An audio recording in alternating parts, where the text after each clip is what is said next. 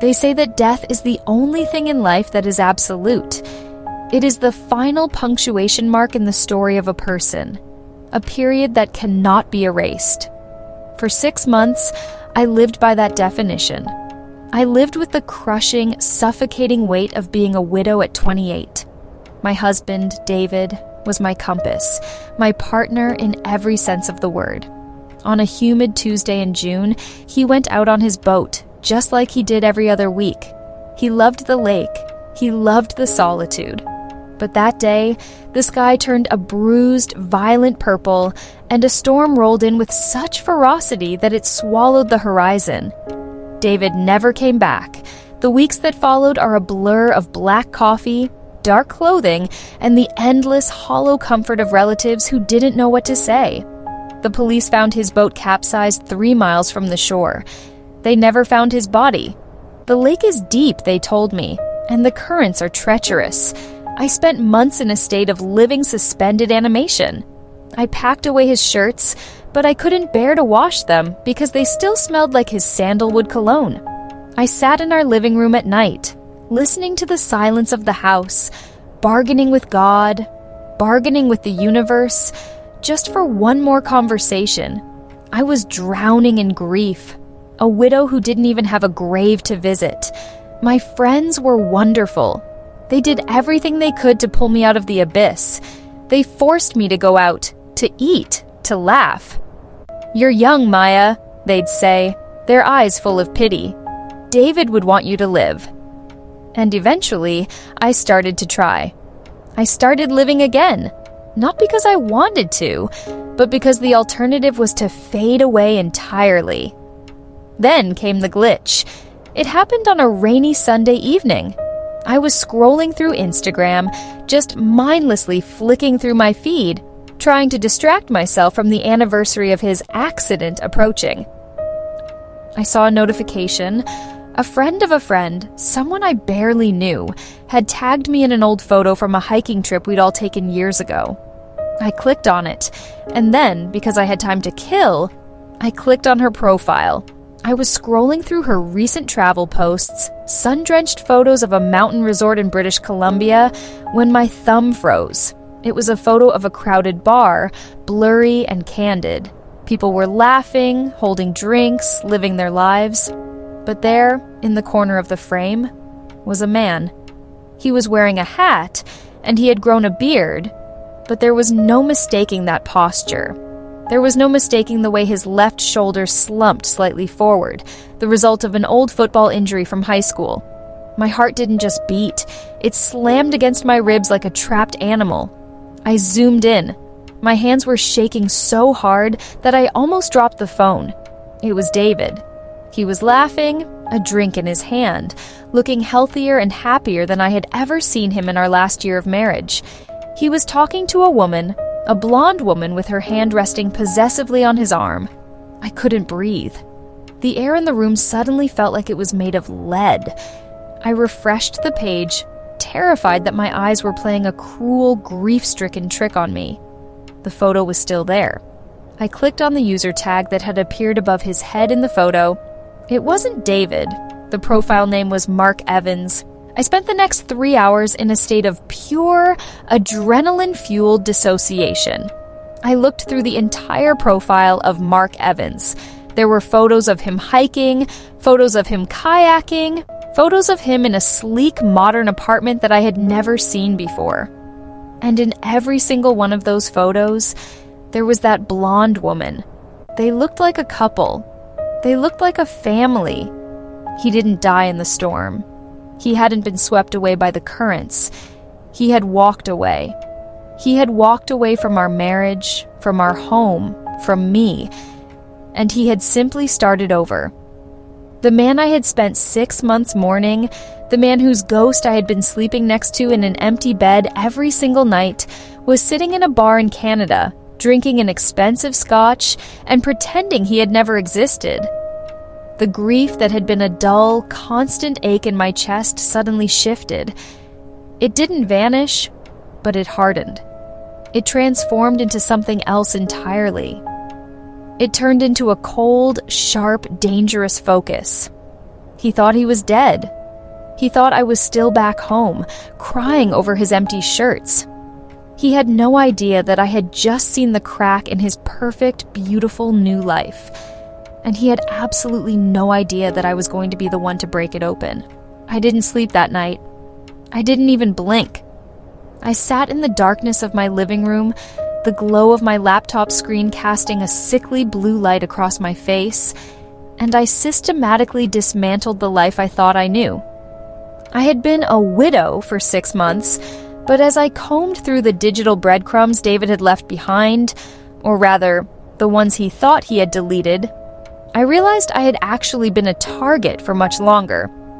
David wasn't just a victim of a tragic boating accident. He was a masterpiece of deception. I found the emails, the search history, the deleted cloud backups. He had been planning his death for over a year. I read emails to a travel agency in British Columbia, inquiries about long-term relocation, and even receipts for a new identity, a passport under the name Mark Evans, purchased through some dark web broker I hadn't even known existed. The realization hit me like a physical blow. He had calculated the exact date of the storm. He had checked the marine weather reports weeks in advance, waiting for the perfect window of chaos. He had sabotaged the engine of the boat, the very boat we had bought together for our anniversaries, so it would look like it had succumbed to the waves. The cruelty of it made my stomach churn. He didn't just leave. He orchestrated a theatrical performance, and I had been the sole sobbing audience member, mourning a man who was actively laughing at me from across the continent. But it wasn't just the emotional betrayal that fueled my cold, hard rage. It was the money. I accessed our joint financial accounts, the ones the police had cleared during the investigation of his disappearance. I saw the transfers. He hadn't just emptied our savings. He had refinanced our house in the weeks leading up to the accident, funneling the equity into an account that had been wiped clean the day after he died. He had left me with the mortgage, the debts, and the grief, while he walked away with everything we had built. He had effectively stripped me of my past and mortgaged my future to fund his new life with that blonde woman. I felt a transformation happening inside me. The soft, grieving Maya who cried over sandalwood shirts was being incinerated. In her place, a new, ruthless version of myself was emerging, a woman who didn't want closure, she wanted a reckoning. I started making plans. I couldn't go to the police yet. If I went to the authorities, they would tip him off. Or worse, they would let him disappear again once they realized he wasn't technically dead. No, the police would see this as a civil matter or a domestic dispute. I needed something more potent.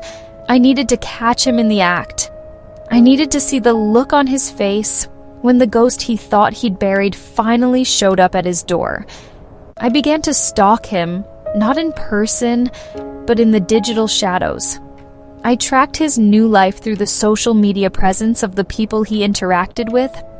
I learned his schedule. I learned the name of the hiking group he joined. I learned the name of the cafe where the blonde woman, whose name I discovered was Sarah, worked. They were so brazen. They were so confident in their anonymity that they had practically laid out a roadmap to their front door. I booked a flight to Vancouver for the following Tuesday. I told my friends, my mother, and my coworkers that I was finally ready to move on and needed a solo trip to find myself. It was the easiest lie I had ever told. The irony was suffocating. I was using the same script David had used to justify his own movements. As I packed my bags, I looked at the wedding ring on my finger. For 6 months, I had worn it as a symbol of eternal love. Now, I saw it for what it truly was. A shackle. I didn't take it off. I kept it on, rubbing the gold against my thumb, feeling the weight of it. It was going to be the last thing he saw before I destroyed him.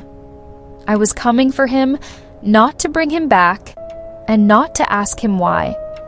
I was coming to ensure that for the rest of his life, every time he looked over his shoulder, he would see my face in the shadows. He thought he had ended our story. He had no idea I was just starting to write the ending.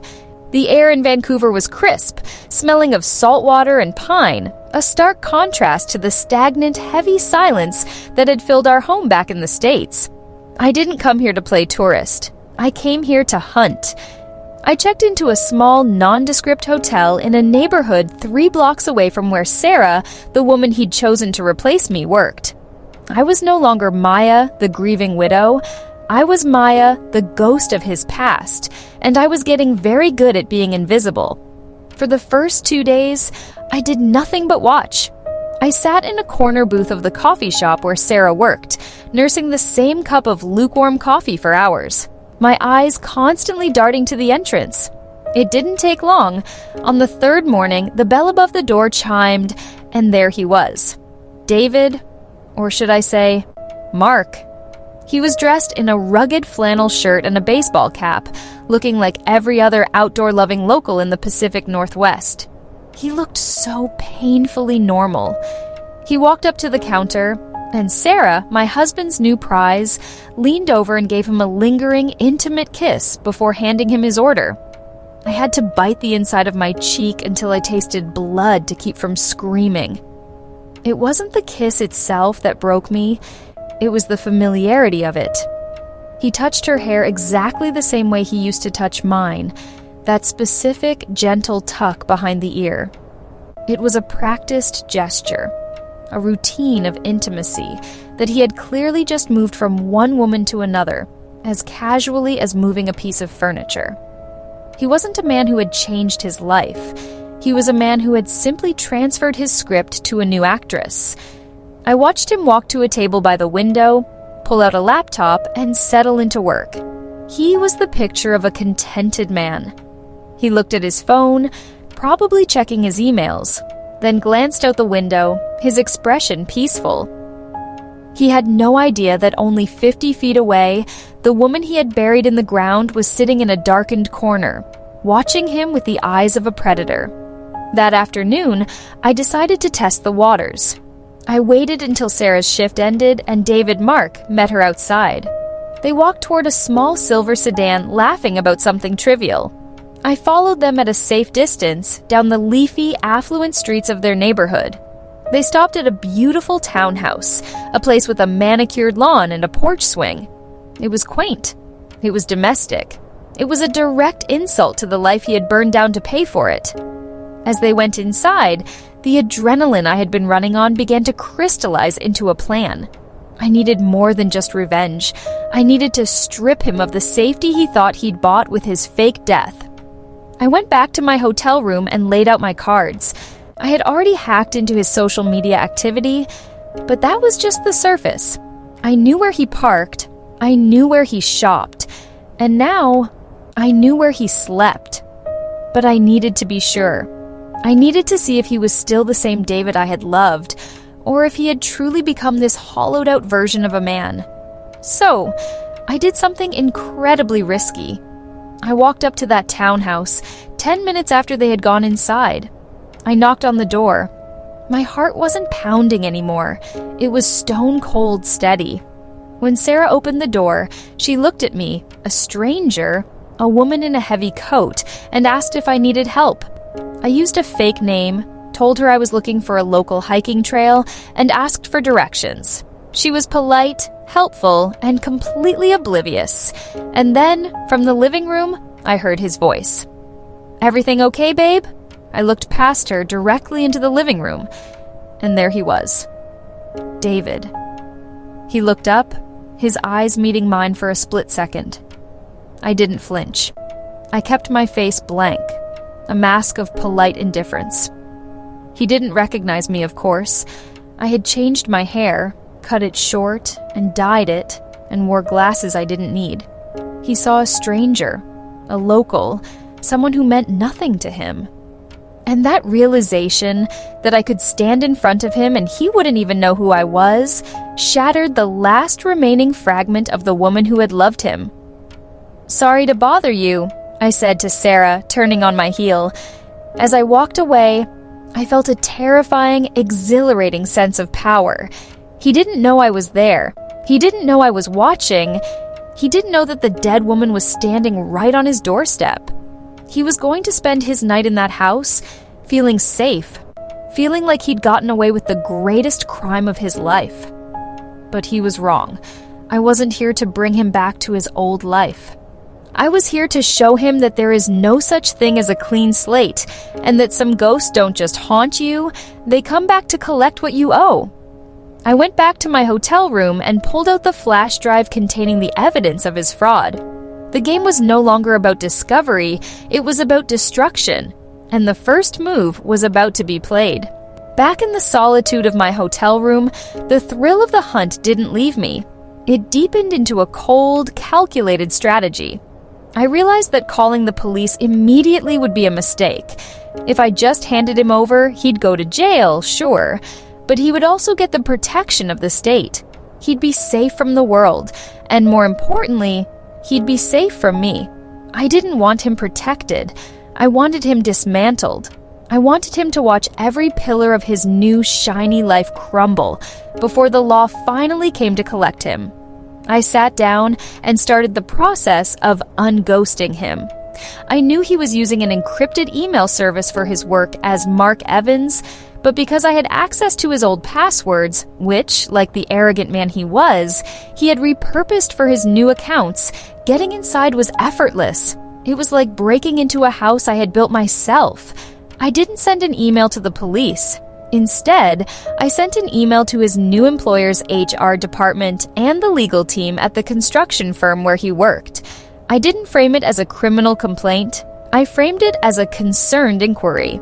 I attached documents, photoshopped, of course, but based on real financial patterns I had gathered that made it look like Mark Evans was actually a person with a history of identity theft and financial impropriety in another state. I didn't name David. I just planted the seed of suspicion. I wanted them to perform an internal background check. I wanted them to dig into his Mark Evans credentials and find that the paper trail was thin, erratic, and suspicious. Then, I turned my attention to Sarah. I bought a burner phone and a prepaid SIM card from a gas station down the road. That evening, I sat on my hotel bed and composed the first message. It wasn't threatening. It was haunting. He isn't who you think he is. Check the storage unit on 4th Street. Ask him why he has a box with the initials DM locked away. I sent it and watched the delivered receipt appear on the screen. I knew David. I knew his habits. I knew that he always kept a go bag just in case things went south, a habit he'd picked up from his father. If he had moved to Vancouver, he would have brought the essentials, and he would have tucked them away in a storage unit, just like he always did. I had tracked the rental unit through a trail of emails I'd accessed months ago. I didn't need to break into it. I just needed to make sure Sarah was the one to find it. The next day, I didn't follow them. I stayed in the hotel and waited. I monitored his accounts. By mid-afternoon, I saw the chaos ripple through his digital life. He was logging into his work email frantically, his IP address jumping around as he tried to secure his connections. Then, I saw it. A flurry of messages between him and Sarah. The tone had shifted from domestic bliss to frantic interrogation. He was trying to explain something, and she was clearly not buying it. I walked to the local cafe again, the one near their townhouse, just to witness the fallout. An hour later, I saw him pull up to the curb. He wasn't the calm, collected man from yesterday. He looked disheveled, his face pale, his hands gripping the steering wheel so tightly his knuckles were white. He sat in the car for a long time, staring at the front door of the townhouse. He didn't go inside. He knew the atmosphere behind that door had turned toxic. I walked past his car, my hood pulled low, and I felt a surge of absolute intoxicating victory. I wasn't just haunting him, I was occupying his mind. He was looking over his shoulder, expecting to see me, expecting to see the police, expecting to see his past catching up to him. He was living in a state of constant, low-grade panic, waiting for the other shoe to drop. He thought he was the architect of his life, but he was really just a rat in a maze of my design. I went back to my hotel and ordered a bottle of wine, sitting by the window and watching the city lights. I knew Sarah would find that box. I knew the DM stood for David Miller, our shared name. When she opened that box and saw my wedding ring, his old driver's license, and the journal where he detailed his plan to leave the baggage behind, his new life would be finished. I was playing him like an instrument, turning the screws until the tension became unbearable. He didn't know I was in the city, he didn't know who was pulling the strings, but he knew in his gut that the past wasn't dead. It was standing right behind him, breathing down his neck, waiting for the perfect moment to shove him off the cliff he had spent so much time building. The countdown had begun, and there was absolutely nothing he could do to stop it. The rain had intensified, turning the streets of the Vancouver suburb into a blurred, shimmering mess of gray and black. I watched from the safety of my rental car, parked just down the block. The townhouse was lit up like a beacon in the storm. I could see shadows moving behind the blinds, frantic, jagged movements. It was the frantic energy of a house collapsing in on itself. I didn't have to be inside to know that Sarah had found the box, the DM initials, the wedding ring, the journal. It was a wrecking ball that had just swung through the center of their pristine, curated existence. I checked my watch. 9 p.m. I had sent the anonymous tip to his boss earlier that day, and now the house was a powder keg. I knew that in about 5 minutes he would try to leave. He was a coward. He had always been a coward. When things got hard, he didn't fight. He ran. He would pack a bag, grab his passport, his fake one, and try to disappear into the night just like he had 6 months ago. But not tonight. Tonight, the exits were closed. I saw the front door swing open. David, no. Mark stumbled out, clutching a duffel bag, his rain jacket flapping in the wind. He looked wild, his hair matted against his forehead. Behind him, Sarah stood in the doorway, her silhouette sharp and unforgiving. She wasn't crying anymore. She was screaming. Even through the rain, I could hear the piercing, hysterical timbre of her voice. She was shouting about lies, about fraud, about the woman he had killed. She had figured it out. I didn't wait for him to get to his car. I killed the engine, stepped out into the pouring rain, and began to walk. The sidewalk felt like a stage. He reached his car and fumbled for his keys, his hands shaking so violently he dropped them. As he bent down to retrieve them, he looked up and saw me. He froze. The scene was almost comedic, if it weren't so deeply, painfully tragic. He stood there, hunched over in the rain, staring at me like I was a specter rising from the lake. The color drained from his face until he was as pale as the concrete beneath our feet. For a moment, he stopped breathing. His mouth opened, but no sound came out. "David," I said. My voice was calm, steady, and terrifyingly devoid of the warmth he remembered. He didn't move. "Maya?" he whispered, his voice cracking like dry wood. No, that's impossible. You're dead." "I was," I replied, closing the distance between us until I was standing right in his personal space. I could smell the fear on him. It was a musky, sour scent, the smell of a man who realized his reality had just been dismantled.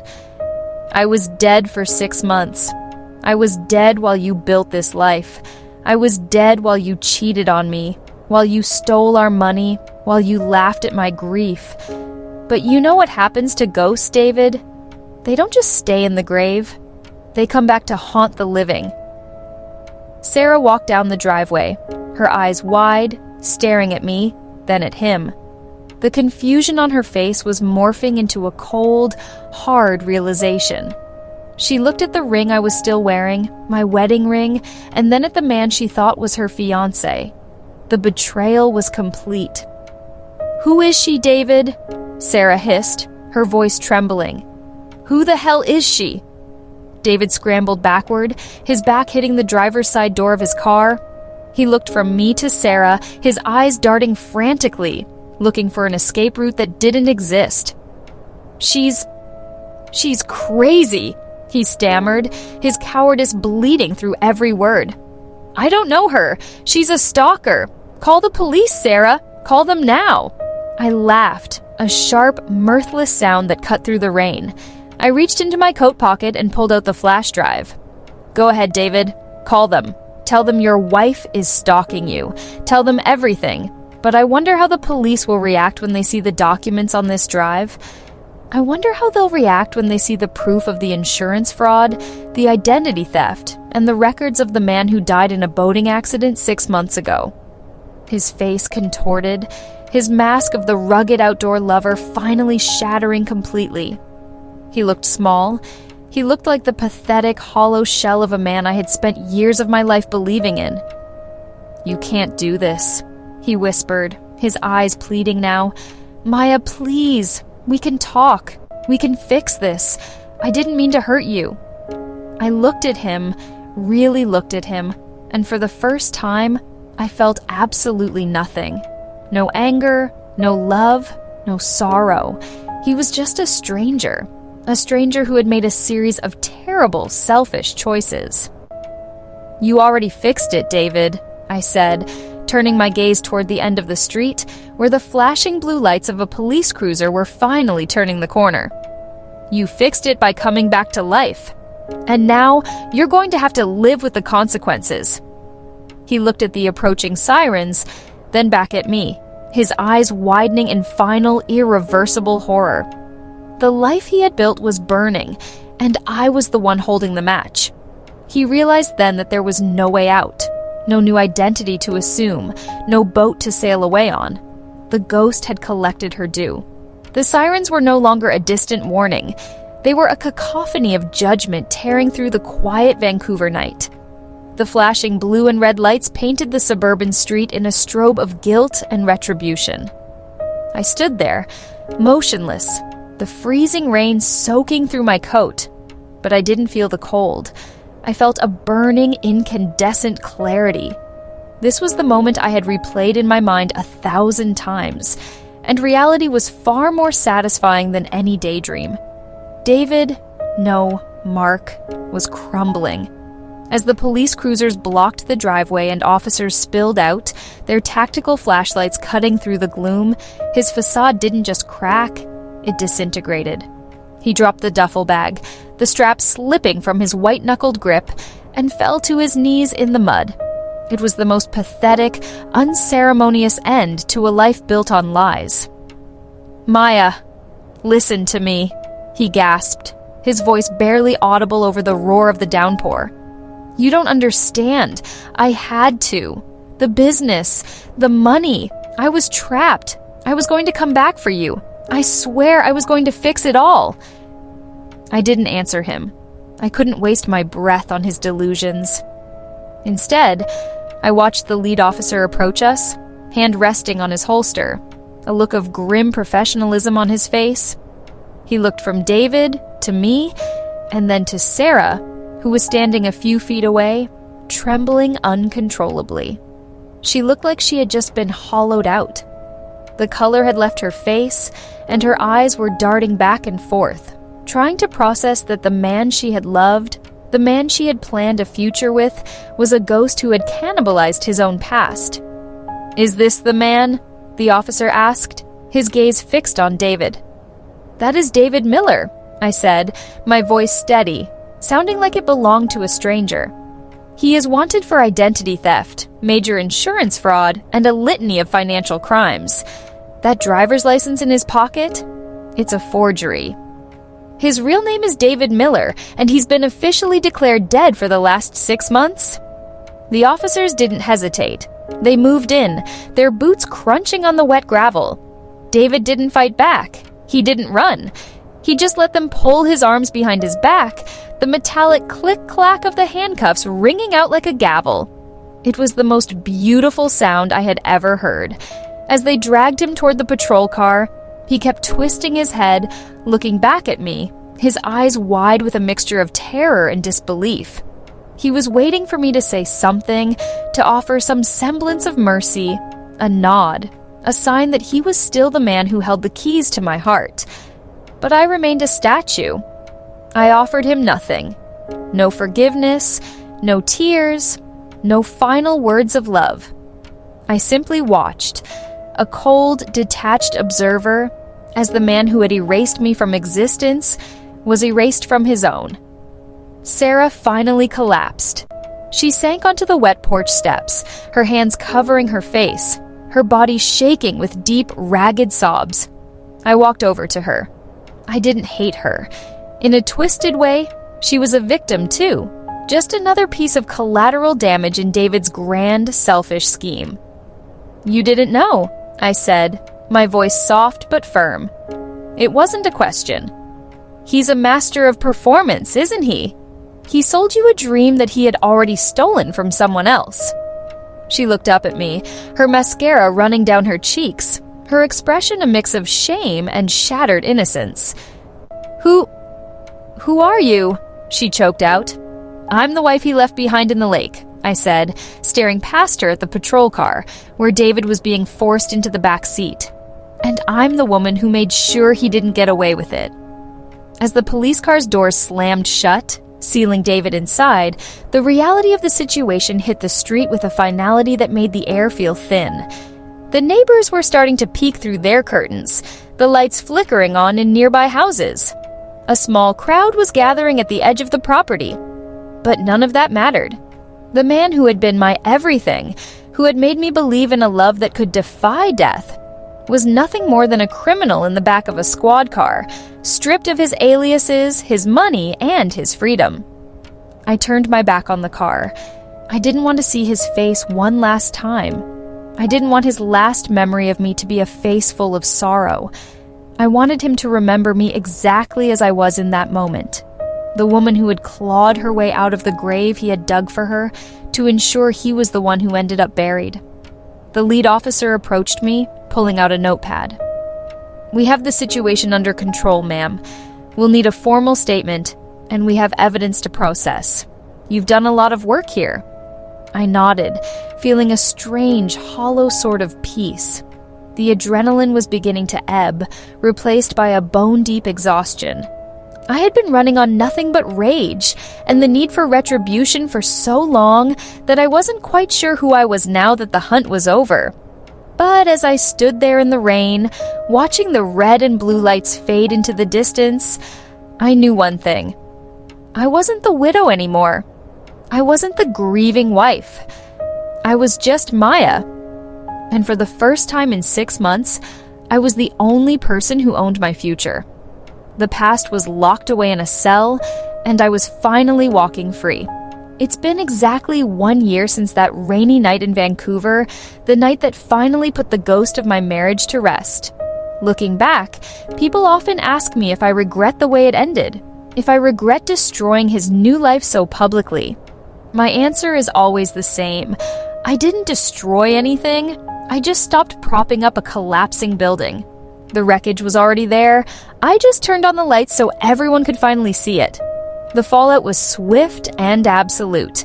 David was convicted on multiple counts of major insurance fraud, identity theft, and grand larceny. The evidence I gathered, the financial records, the digital breadcrumbs, the journal, was so damning that his defense attorney didn't even bother to mount a real case. He was sentenced to 10 years in a federal facility. I haven't visited him once. I don't plan to. Every time I think of the money he stole, the months I spent mourning a man who was alive and laughing, and the calculated cruelty of his departure, I don't feel anger anymore. I feel a strange, cold indifference. He is simply a mistake I corrected. Sarah's fate was a slow, painful social exile. After the audit of their firm exposed her consulting business as a money laundering front, she didn't just lose her career, she lost her standing in every circle she cared about. She's currently working in a retail job 3 towns over, living in a cramped studio apartment. And from what I hear, she's become a recluse.